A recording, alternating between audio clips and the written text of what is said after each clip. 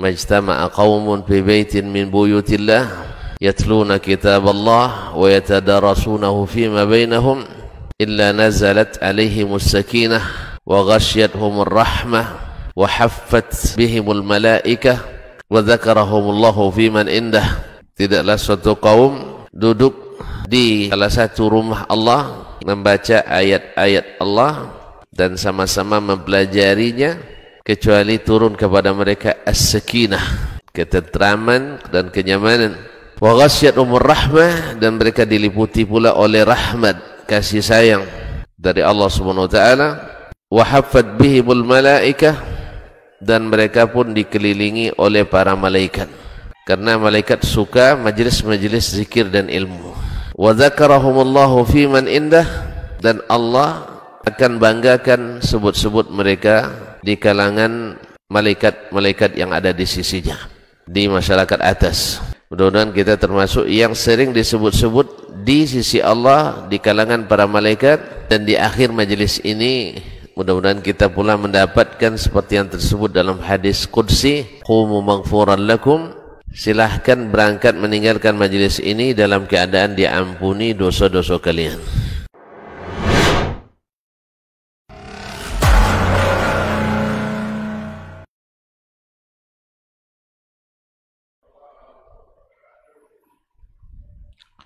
Innal hamdalillah nahmaduhu wa nasta'inuhu wa nastaghfiruh wa na'udzu billahi min shururi anfusina wa min sayyiati a'malina may yahdihillahu fala mudilla lahu wa may yudlil fala hadiya lahu.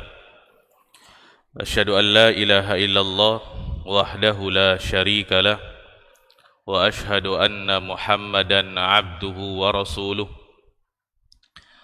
Rabbi israh li sadri wa yassir li amri wa ahlul 'uqdatan min lisani yafqahu qawli. Allahumma zidna ilman warzuqna fahman. Allahumma 'allimna bima yanfa'una wanfa'na bima 'allamtana innaka ala kulli syai'in qadir. Allahumma ya hayyu ya qayyum bi rahmatika nastaghits fa aslih lana sya'nana kullah wa la takilna ila anfusina tarfata ain. Para jemaah kaum muslimin dan muslimat, para hadirin wal hadirat yang semoga senantiasa dirahmati dan diberkahi oleh Allah tabaraka wa taala. Kembali kita bersyukur kepada Allah azza wa jal yang senantiasa melimpahkan rahmat karunia anugerahnya kepada kita, sehingga di malam hari ini dengan izin Allah tabaraka wa ta'ala kita kembali dapat berkumpul, bertemu di rumah yang sangat mulia ini. Kita berdoa kepada Allah tabaraka wa ta'ala semoga kita semuanya diberikan oleh Allah azza wa jal ilmu yang bermanfaat dan diberikan kemudahan untuk senantiasa mengamalkannya. Amin ya rabbal alamin. Selanjutnya, salawat dan salam semoga senantiasa tercurah kepada baginda Rasulullah sallallahu alaihi wasallam. Allahumma salli ala Muhammad wa ala ali Muhammad.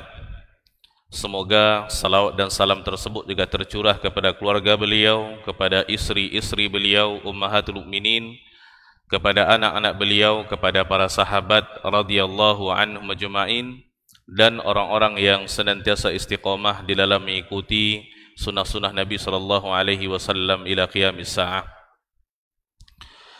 Para jemaah yang diberkahi oleh Allah tabaraka wa taala, kita lanjutkan kajian akidah yang rutin kita laksanakan setiap Jumat pekan ketiga. Ini adalah lanjutan dari tema yang sebelumnya, yaitu contoh-contoh kesyirikan yang terjadi di masyarakat kita. Sudah banyak yang kita terangkan di catatan saya. Di antaranya adalah memakai jimat, azimat, dan sejenisnya, kemudian datang ke dukun, paranormal, dan mempercayainya, kemudian menyembelih untuk selain Allah tabaraka wa ta'ala, kemudian juga percaya kepada perkara-perkara yang mistik, takhayul dan semisal dengannya. Ini diantaranya. Baik, ini lanjutannya, yaitu contoh-contoh perbuatan syirik yang sering terjadi di masyarakat kita, dan mungkin saja tanpa kita sadari kita juga terjerumus ke dalam perbuatan-perbuatan seperti itu. Pernah kita sampaikan para jamaah, tujuan kita mempelajari contoh-contoh perbuatan syirik ini adalah bukan untuk kita melakukannya, tetapi tujuan kita adalah agar kita tahu bahwasanya ini adalah perbuatan syirik, sehingga kita bisa menjauhinya dan meninggalkan perbuatan-perbuatan seperti itu. Contoh yang berikutnya adalah ini disebutkan oleh Syekh Abdul Wahhab Muhammad bin Abdul Wahhab At-Tamimi rahimahullahu ta'ala di dalam kitab Tauhid alladhi huwa haqqullahi 'alal 'abid. Di situ beliau mengatakan rahimahullah, minasyirki iradatul insani bi'amalihi ad-dunya. Minasyirki iradatul insani bi'amalihi ad-dunya. Termasuk perbuatan syirik adalah ketika seorang manusia beribadah dengan tujuan dunia.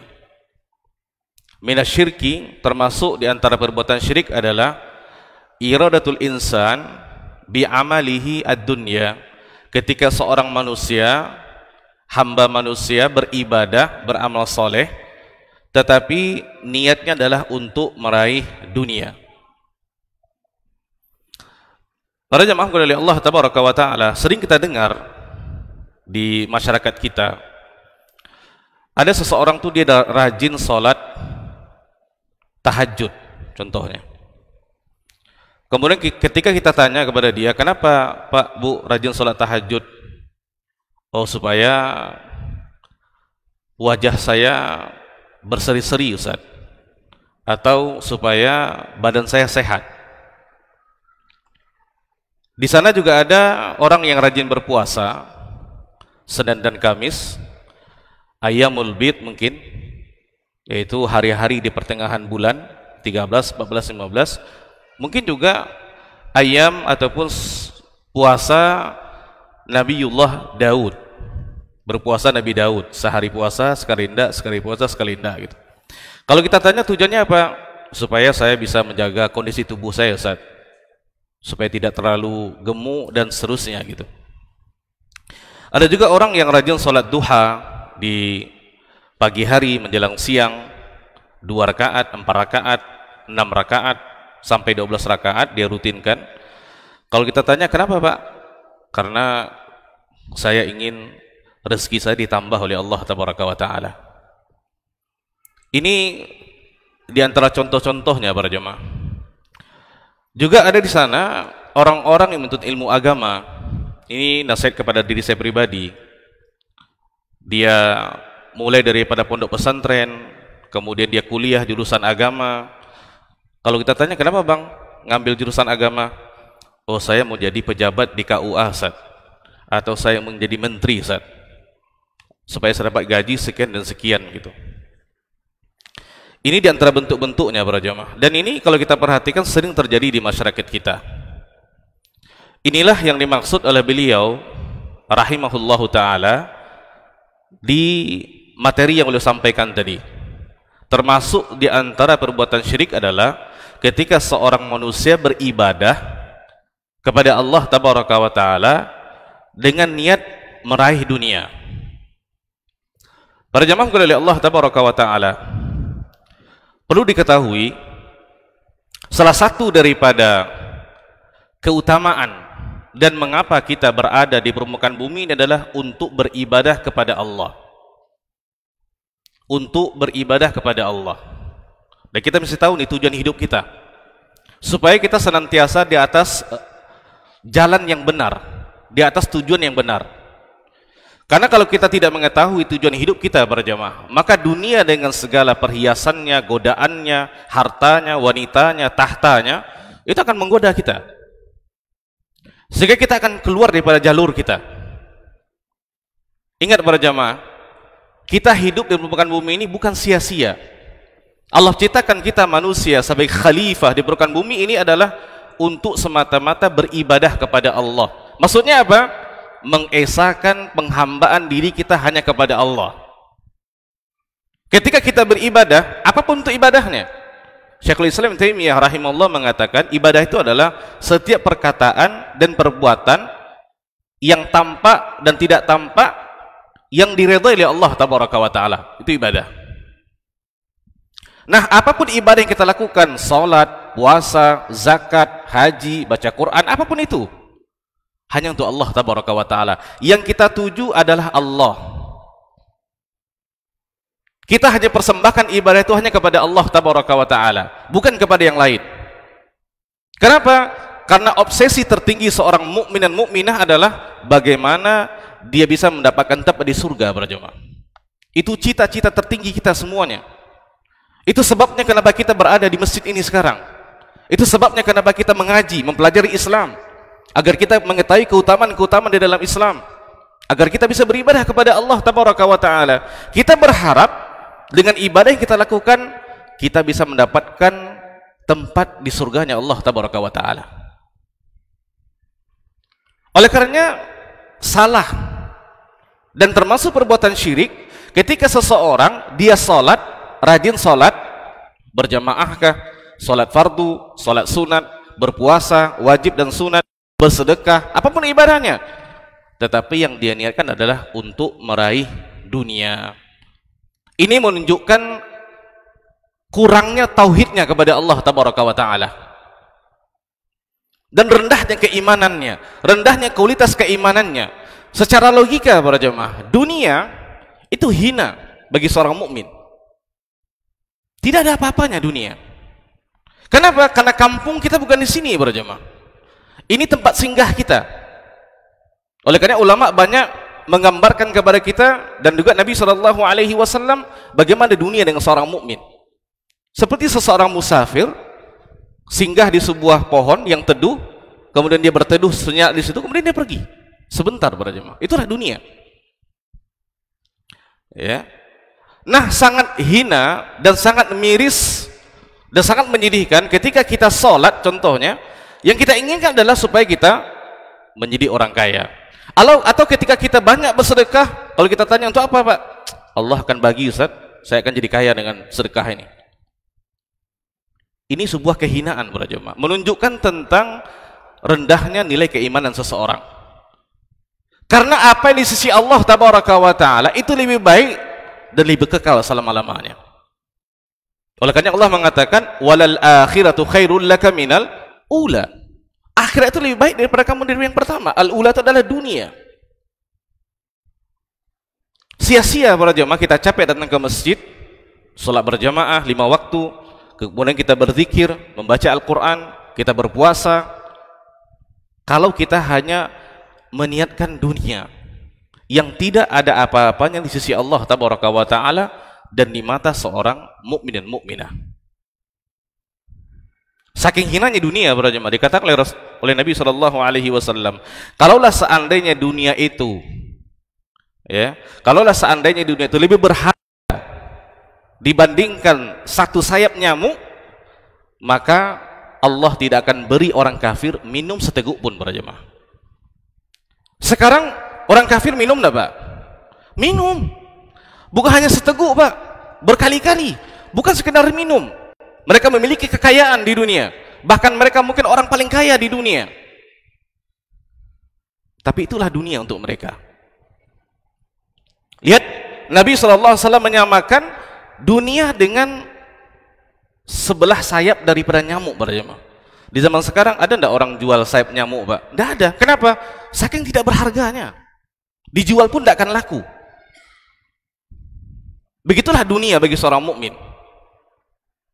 Makanya kembali kepada awal tadi, kita mesti tahu tujuan hidup kita Bapak dan Ibu adalah untuk beribadah kepada Allah tabaraka wa ta'ala. Dan ingat ketika ibadah tadi kita selewengkan kepada selain Allah, kita niatkan kepada selain Allah, itulah perbuatan syirik. Ketika seseorang beribadah salat, ketika seseorang beribadah puasa, apa saja, tapi kalau dia niatkan untuk mendapatkan kekayaan, seseorang menuntut ilmu agama supaya dia menjadi seorang menteri, mendapatkan jabatan, mendapatkan kekayaan, maka ini adalah perbuatan syirik, Bapak dan Ibu. Baik, para jemaah sekalian Allah tabaraka wa taala, beliau membawakan ayat di dalam surah Hud ayat 15 dan 16. Ini ayat, Bapak dan Ibu, turun kepada orang-orang kafir dan orang mukmin. Kalau seandainya seperti ini keadaannya, maka mereka sama seperti orang kafir. Sama bukan berarti mengeluarkan mereka daripada Islam, bukan, Bapak dan Ibu, tapi perbuatan mereka sama dengan orang kafir. Artinya apa? Itu perbuatan yang tercela. Allah mengatakan, "Man kana yuridul hayatad dunya wa zinataha nuwaffi ilaihim a'malahum fiha wa hum fiha la yubkhasun."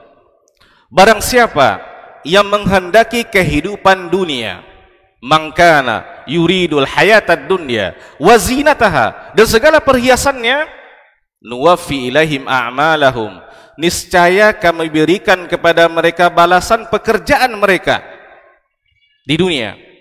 Kami berikan apa yang mereka inginkan. Seseorang kalau dia banyak bersedekah, tujuannya kaya, Allah berikan kekayaan.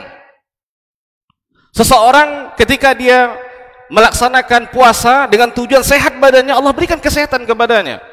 Wahum fiha la yubkhasun, dan mereka tidak akan dikurangkan di situ, para jemaah. Allah berikan apa yang mereka inginkan. Kalau dia beribadah tujuannya adalah dunia. Kemudian Allah mengatakan, ulaikal ladzina laisa lahum fil akhirati ilan nar. Itulah orang-orang, siapa mereka? Orang-orang yang beribadah, meniatkan ibadahnya untuk dunia tadi. Itulah orang-orang yang tidak memiliki sedikit pun apapun di akhirat. Artinya apa, para jemaah?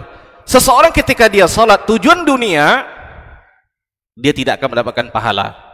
Seseorang yang berpuasa tujuan supaya sehat badannya, Allah tidak akan berikan dia pahala. Artinya apa? Tidak ada bagian dia di akhirat. Pahalanya tidak ada. Amalannya banyak, pahalanya tidak ada. Illan nar, yang akan mereka dapatkan adalah neraka. Allah mengatakan, kenapa Allah mengatakan orang beribadah tujuan dunia dibalas dengan neraka? Karena ketika dia beribadah, Pak, salat, puasa, yang dia tuju bukan Allah.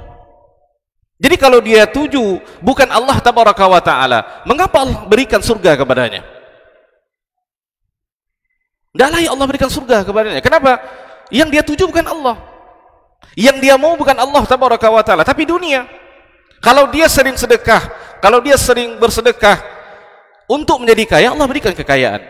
Kalau dia menuntut ilmu agama untuk menjadi seorang terkenal, dia bisa menjabat, pejabat dan segalanya, Allah berikan itu. Kalau seseorang berpuasa supaya badannya sehat, Allah berikan itu kepada dia. Itu saja, para jemaah. Di akhirat tidak ada. Wa habita ma sana'u, maka gugurlah, lenyaplah amalan-amalan mereka. Di sini ulama mengatakan, inilah yang dikatakan kesyirikan, para jemaah. Kenapa seseorang berbuat syirik ketika dia beramal sia-sia? Allah tidak akan terima amalannya. Betapapun banyaknya amalan tadi. Wa batilu ma kanu ya'malun, dan batallah apa yang telah mereka, dan sia-sialah apa yang telah mereka kerjakan. Lihat betapa dahsyatnya isi ayat ini, para jemaah. Ya, kita lihat tafsir Ibnu Katsir rahimahullah taala terkait ayat ini. Beliau mengatakan, ini satu pendapat daripada seorang sahabat namanya Abdullah bin Abbas terkait ayat ini. Ya. Inna ahlar riya yu'tauna bihasanati fid dunya. Sesungguhnya orang-orang yang melakukan riya, dia beribadah karena ingin dipuji, para ibu. Itu bahagian daripada dunia. Kan supaya terkenal, supaya dikatakan dia orang soleh, supaya dikatakan dia ustadz terkenal, seorang muslimah yang terkenal, rajin ke masjid. Kalau itu yang dia niatkan, itu kan riya, itu kan dunia, Pak. Ketenaran. Beliau mengatakan, yu'tauda bihasanati fid dunya. Allah akan berikan kepada mereka kebaikan-kebaikan yang mereka kehendaki di dunia. Kalau mereka ingin itu, Allah berikan, mereka akan jadi terkenal. Mereka akan dipuji oleh orang-orang di sekitarnya. Oh, Masya Allah, fulan, saleh jiddan. Oh, Masya Allah, nih belajar agama, jadi orang terkenal dia. Ya. Wadzalika annahum la yudlamuna naqir. Dan mereka tidak akan dizalimi sedikit pun, Bapak Ibu. Yaqul, kemudian beliau mengatakan, man amila salihan, barang siapa yang beribadah, beramal saleh, iltimasad dunya, mengharapkan dunia, rajin sedekah, mau jadi orang kaya, rajin salat duha supaya lancar rezeki, atau kalau dia seorang mahasiswa masih belajar, rajin salat duha supaya mudah ujiannya nanti, dimudahkan Allah. Kalau tidak ujian dia tidak salat duha dia. Rajin puasa sunat supaya badannya sehat. Ya. Nah, beliau mengatakan seseorang yang beribadah, beramal saleh, iltimasad dunia, mengharapkan dunia, yaqulullah, orang-orang seperti itu Allah katakan kepada mereka, wa fihi alladzi iltamasa fid dunya minal mathabah. Aku akan berikan balasan yang mereka kehendaki di dunia. Aku akan berikan itu kepada mereka. Wa habita amaluh, maka gugurlah amalan-amalannya. Itu orang-orang yang sauman au salatan au tahajjudan bil laili la ya'maluhu ilal itimasad dunya. Itu orang-orang yang puasa, orang-orang yang salat, orang-orang yang salat tahajud di malam hari hanya untuk menginginkan dunia saja. Nah, orang-orang seperti ini sia-sia amalannya dan dia di akhirat termasuk di antara orang-orang yang rugi, pada Ibu. Sudah kita terangkan hakikat perbuatan syirik kepada Ibu. Allah tidak mau diduakan di dalam ibadah. Allah ingin kita esakannya. Allah ingin kita menunggalkannya ketika beribadah kepada Allah tabaraka wa ta'ala. Nah, sekarang kalau seseorang beribadah niat dunia, sangat hina, pada Ibu. Seolah-olah dia beribadah bukan ingin surga Allah. Kita kan beribadah ini, pada Ibu, ingin masuk surga kita, supaya kita punya tiket masuk surga, Pak. Dikatakan surga itu bertingkat-tingkat dan sangat luas. Kita berharap dapat sedikit tempat di surga, pada Ibu. Dengan apa? Dengan amalan yang kita lakukan. Amalan yang bagaimana? Amalan soleh. Soleh itu maksudnya adalah ikhlas, hanya mengharapkan pahala daripada Allah tabaraka wa ta'ala, mengikhlaskan niat kita kepada Allah, dan ibadah tadi sesuai dengan tuntunan Nabi SAW. Itu amalan soleh, pada Ibu. Sekarang kalau kita beribadah, Pak, apapun ibadah tadi, kemudian kita inginkan dunia, kita tidak paham betapa hinanya dunia di mata seorang mukmin, pada Ibu. Seolah-olah kita memilih neraka, kita tidak mau surga. Walaupun kita tidak mengatakan seperti itu, tetapi dalam perbuatan kita kan hal seperti itu. Nah, ini sesuatu yang sangat luar biasa, Bapak Ibu. Dan ini banyak terjadi di masyarakat kita. Hal-hal yang seperti ini. Ya, yang mana ketika dia beribadah dengan tujuan dunia. Saya pernah mendengar berita dulu, ya. Sudah cukup lama sebelum corona kayaknya, di sebuah tempat. Jadi di situ diadakan sebuah motivasi bagi pekerja, ya, dianjurkan untuk sholat berjamaah gitu. Kalau orang itu sholat berjamaah, datang ke masjid, kemudian saf yang pertama, yang kedua akan diberikan ini, diberikan umroh, diberikan mobil, diberikan Honda, untuk memotivasi orang Ibu. Sebenarnya tujuannya baik, caranya tidak baik gitu. Karena dikhawatirkan kalau orang rajin sholat, Pak, ya, di tempat tersebut, biasanya orang yang tidak rajin jadi rajin dia. Kalau kita tanya pasti dia mau itu. Kalaupun dia katakan saya ikhlas untuk surga, sebelumnya tidak mau seperti itu. Tapi setelah ada embel-embel di belakangnya, baru rajin gitu. Ini berbahaya, Bapak Ibu. Yang seperti ini berbahaya nih. Ini yang dikatakan seseorang beribadah dengan tujuan dunia. Ya, itu termasuk daripada perbuatan syirik. Baik, Bapak dan Ibu para jamaah yang dimuliakan oleh Allah tabaraka wa taala. Di dalam hadis, ya, Nabi SAW mengatakan tentang orang-orang yang menjadi budak kepada dunia. Kita ini kan Abdullah, Pak. Hamba Allah. Kita bukan abdud dunia, kita bukan hambanya dunia. Tapi kita adalah Abdullah. Maksudnya apa? Apa yang Allah perintahkan kita laksanakan, apa yang Allah larang kita tinggalkan. Kita bukan abdud dunia, kita bukan hambanya dunia. Apa yang dunia mau kita lakukan, apa yang tidak kita tinggalkan. Bukan begitu. Di dalam hadis ini Nabi SAW mengatakan dalam Sahih Bukhari hadisnya, ta'isa abdud dinar, celakalah hamba dinar. Dinar itu adalah mata uang, Pak. Mata uang pada zaman Nabi SAW, dan dia daripada emas. Ta'isa abdud dirham, celakalah hamba dirham, juga mata uang. Ta'isa abdul qatifah, ta'isa abdul khamisah, ini sejenis kain. Ya, qatifah, kain yang ada bulu-bulunya, khamisah, kain yang lembut. In u'tiya radiya, kalau dia diberi, dia akan suka. Wa in lam yu'ta lam yarda, kalau dia tidak diberi, dia tidak akan suka, bahkan dia sakhat, dia akan marah-marah. Ta'isa wantakash, orang seperti ini akan celaka dan dia akan merugi. Di sini berjamaah kepada Allah tabaraka wa taala. Kenapa Nabi mengatakan ta'isa abdud dinar? Kenapa ada seorang manusia tapi dilabelkan dengan abdud dinar, bukan Abdullah? Kenapa? Karena dia beribadah karena dunia. Karena dia beribadah mengharapkan dunia dengan perhiasan di dalamnya. Kenapa Nabi SAW mengatakan ta'isa abdud dirham, celakalah abdud dirham? Dirham itu uang, hamba kepada dirham, karena dia beribadah karena dirham tadi. Qatifah, khamisah, ini semua dunia pada Nabi. Kemudian yang kedua dalam hadis ini, Allah mengatakan ini tandanya orang beribadah karena dunia, Pak. Apa dia? In u'tiya, kalau dia diberi apa yang dia inginkan dengan ibadah tadi, dunia tadi, dia akan suka, dia terus ibadah.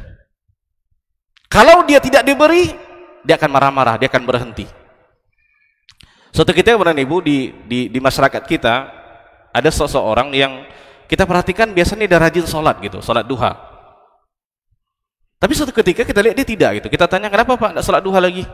Capek Ustaz, saya sudah sebulan ini sholat duha, ternyata rezeki saya susah gitu. Kemudian dia tinggalkan. Ini tanda orang beribadah karena dunia. Dia sudah puasa, Pak, capek-capek dia puasa, ternyata dia sakit-sakitan. Kemudian ditinggalkan puasa tadi. Kita tanya, kenapa Pak? Ternyata tidak ada apa-apa, Ustaz. Capek-capek saya puasa supaya badan saya sehat, ternyata malah saya sakitan. Ini yang dikatakan in u'tiya, kalau dia diberi apa yang dia inginkan, terus ibadah. Wa in lam yu'ta, kalau dia tidak diberi, lam yarda, dia tidak suka. Dalam riwayat lain, sakhat, dia akan marah-marah. Orang seperti ini dikatakan oleh Nabi SAW, ta'isa, celaka, wantakas, dan binasalah orang seperti itu. Para jamaah kepada Allah tabaraka wa taala, di dalam sebuah hadis ya, tentang keutamaan 2 rakaat sebelum subuh pada Ibu, untuk kita menunjukkan betapa hinanya dunia pada Ibu.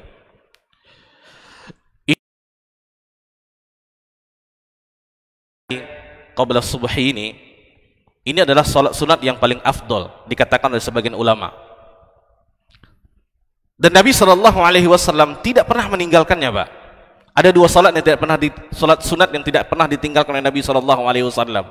Apakah ketika beliau mukim atau safar, apakah ketika aman atau berperang. Rakaat sebelum subuh, yang kedua adalah salat witir, walaupun 1 rakaat.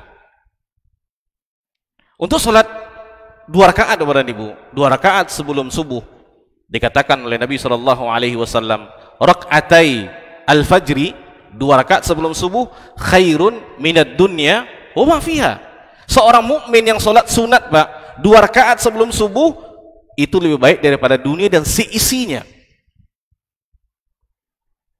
Berarti kalau kita salat subuh, Pak, salat sunat subuh 2 rakaat, setelah azan kita salat di rumah lebih afdal, di masjid tidak ada masalah, berarti kita telah mendapatkan sesuatu yang lebih baik daripada dunia dan seisinya.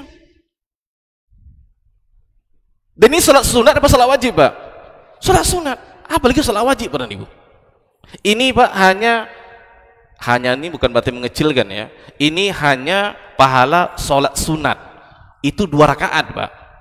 Apalagi salat subuh berjamaah. Yang dikatakan oleh Allah Tabaraka wa taala, salat subuh itu adalah disaksikan. Kana masyhuda. Ya, jadi salat subuh itu Bapak dan Ibu, salah satu keutamanya adalah bacaan imam itu disaksikan oleh malaikat. Turunnya rahmat daripada Allah Tabaraka wa taala. Nah, kalau seandainya kita salat, apapun salat, apapun ibadah yang kita inginkan dunia, kita tidak dapatkan apa-apa. Itu sekali salat, Pak. Sekali salat 2 rakaat sebelum subuh. Maka kalau ada orang yang paling kaya, maka orang mukmin dan mukminah yang salat sunat 2 rakaat sebelum subuh adalah orang paling kaya, Pak. Kenapa? Dia punya dunia dan seisinya, bahkan lebih baik daripada itu. Sebut, Pak, apa di dunia yang lebih baik? Harta, jabatan, wanita, tahta, apa? Anak-anak, keluarga, apa? Lebih baik daripada itu semuanya. Kenapa? Karena yang kita tuju adalah Allah Tabaraka wa taala. Allah berikan kita pahala. Dengan pahala itu kita berharap Allah masukkan kita ke dalam surganya, Bapak dan Ibu. Ya. Para jemaah kepada Allah Tabaraka wa taala. Di dalam hadis ya. Kita ingat hadis Arba'in Nawawiyah yang kita hafal hadis ini. Daripada Amir Mukminin Ibnu Khattab radhiyallahu anhu tentang masalah niat ini. Ya, karena niat ini penting Bapak dan Ibu, karena niat inilah akan membedakan kualitas ibadah seorang hamba. Niat akan membedakan ini ibadahnya sunat apa ini ibadahnya wajib. Dalam hadis itu Nabi SAW mengatakan, innamal a'malu binniyat, sesungguhnya setiap amalan tergantung kepada niat. Wa innama likulli imri'in ma nawa, sesungguhnya setiap seseorang akan mendapatkan pahala sesuai yang dia niatkan. Pas Bapak dan Ibu. Kalau seseorang beribadah hanya dunia, Allah berikan itu. Ambillah. Ya. Seseorang beribadah ikhlas karena Allah, Allah berikan pahala. Ganjarannya adalah surga Allah Tabaraka wa taala. Jadi apa yang kita niatkan itu Allah berikan Bapak dan Ibu. Dan niat ini Bapak dan Ibu hanya Allah yang tahu. Hanya Allah yang tahu, Pak. Orang tidak akan tahu. Sebab itu dalam hati. Ya. Kemudian Nabi mengatakan, "Faman kanat hijratu ila Allah wa rasulih." Ini tentang awal-awal hijrahnya Nabi sallallahu alaihi wasallam daripada kota Mekah ke kota Madinah.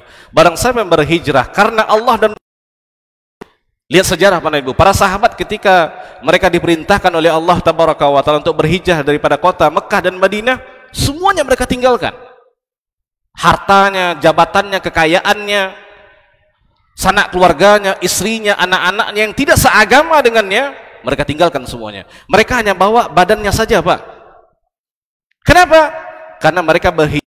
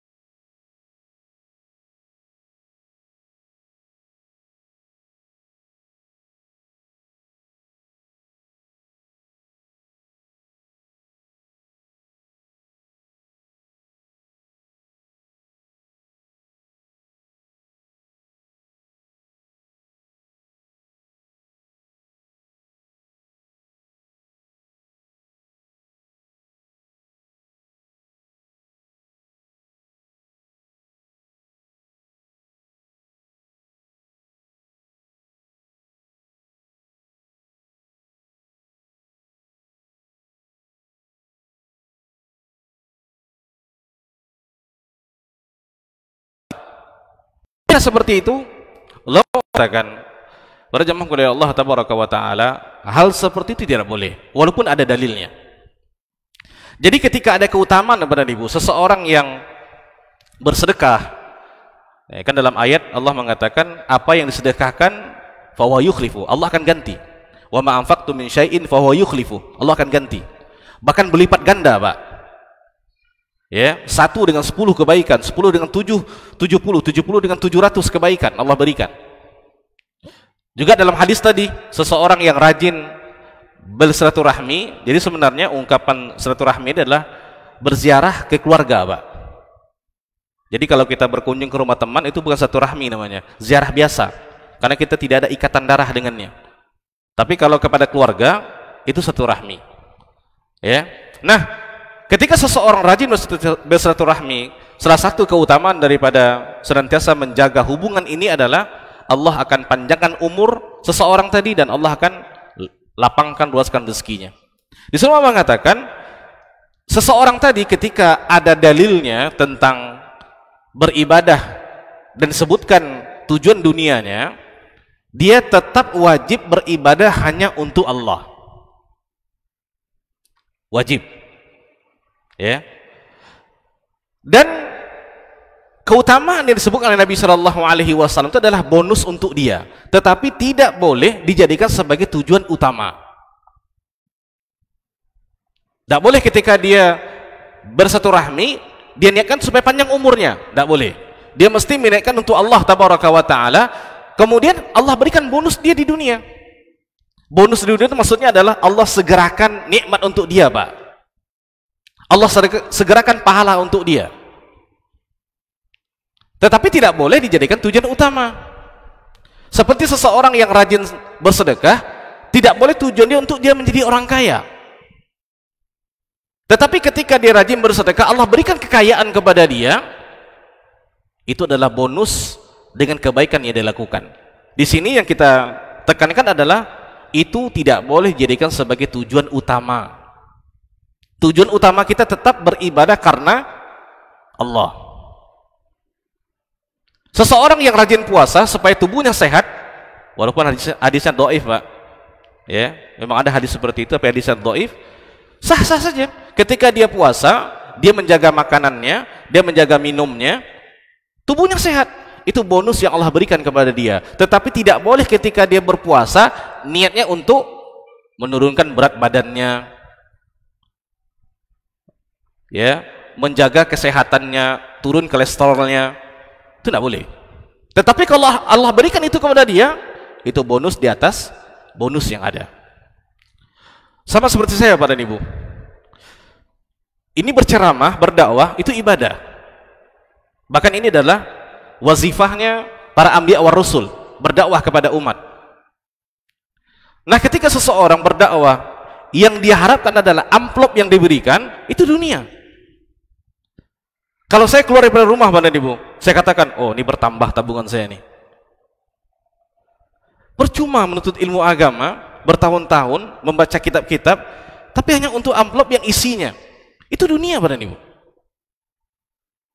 Sama ketika seseorang dia belajar tahsin Al-Quran, memperbanyak hafalannya. Kalau kita tanya, kenapa Pak?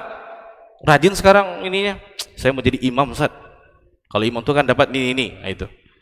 Tapi kalau dia niatnya untuk Allah Tabaraka wa Ta'ala, dia rajin membaca Al-Quran, memperbaiki tahsinnya, supaya dia bisa rajin membaca Al-Quran, memperbaiki bacaannya, menambah hafalannya, menambah pahalanya, kemudian dia ditunjuk menjadi imam, diberikan imbalan, tidak ada masalah. Itu bonus di atas bonus, tetapi itu bukan niat utama, Pak dan Ibu. Itu bukan niat utama. Apalagi seperti kami yang menuntut ilmu di Jamiah Islamiyah di Kota Madinah, itu semuanya gratis, Pak. Beasiswa full dan tidak ada ikatan apapun. Biasakan kalau kita diberi beasiswa, kan kita ada perjanjian tuh, 2-3 tahun mesti mengabdi di sini. Kalau situ tidak ada, Pak. Saya masih ingat pesan daripada seorang syekh di situ ketika kita belajar, kalian memang tidak ada kontrak dengan manusia, tetapi kalian kontrak kalian dengan Allah Tabaraka wa Ta'ala. Bahwasanya ketika selesai menuntut ilmu, kalian wajib untuk mendakwahkannya kepada manusia. Itulah tujuan kita untuk tuntut ilmu, Bapak dan Ibu. Yang pertama adalah supaya kita bisa beribadah. Jadi manfaat ilmu itu adalah untuk kita dulu. Kita tahu ini bukan sebatas pengetahuan, tapi kita ingin melakukannya. Setelahnya baru kita mendakwahi orang-orang sekitar kita. Nah, ya. Dan ini adalah sesuatu yang menjadi nasihat bagi saya pribadi, kita semua, Bapak dan Ibu. Karena dunia ini tidak akan puas, Bapak dan Ibu. Berapapun kita miliki kekayaan, Bapak dan Ibu, kita akan ingin dan ingin dan ingin lagi. Itulah dunia. Berapapun yang kita miliki. Oleh karenanya qanaah itu penting. Itu sudah ada dalam hati seseorang. Itulah buah daripada keimanan, buah daripada tauhid kepada Allah tabaraka wa taala. Baik, mungkin ini Bapak dan Ibu secara singkatnya tentang contoh daripada perbuatan syirik. Ikhlas perkataan yang mudah, Pak, tapi amalnya susah. Ikhlas itu kan berapa huruf cuman, Pak. Tapi mengamalkannya, istiqomah di atasnya itu perkara yang sangat susah gitu. Apalagi kita dengan godaan-godaan yang ada, dunia di sekeliling kita, ya, kita berdoa kepada Allah tabaraka wa taala semoga kita senantiasa diberikan keikhlasan oleh Allah tabaraka wa taala sehingga kita betul-betul beribadah hanya karena Allah tabaraka wa taala. Mungkin demikian yang baik daripada Allah, tidak baik daripada kelemahan diri saya sendiri. Aku lumma tasma'un, subhanakallahumma wa bihamdika, asyhadu an la ilaha anta astaghfiruka wa atubu ilaik. Wassalamualaikum warahmatullahi wabarakatuh.